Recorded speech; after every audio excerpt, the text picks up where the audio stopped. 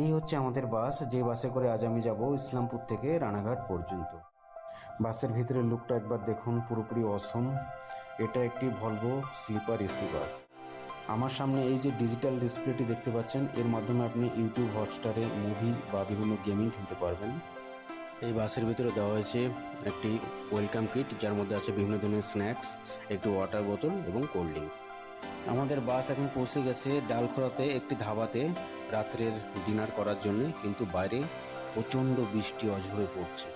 এখানে বিভিন্ন অপারেটরের বাস লাইন দিয়ে দাঁড়িয়ে। এই হচ্ছে আমাদের বাস, যে বাসে করে আজ আমি যাব ইসলামপুর থেকে রানাঘাট পর্যন্ত। বাসের ভিতরের লুকটা একবার দেখুন, পুরোপুরি অসম। এটা একটি ভলভো স্লিপার এসি বাস।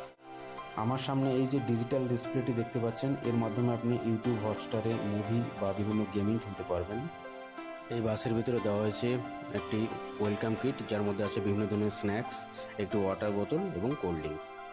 আমাদের বাস এখন পৌঁছে গেছে ডালখোলাতে একটি ধাবাতে রাত্রের ডিনার করার জন্য, কিন্তু বাইরে প্রচণ্ড বৃষ্টি অঝরে পড়ছে। এখানে বিভিন্ন অপারেটরের বাস লাইন দিয়ে দাঁড়িয়ে।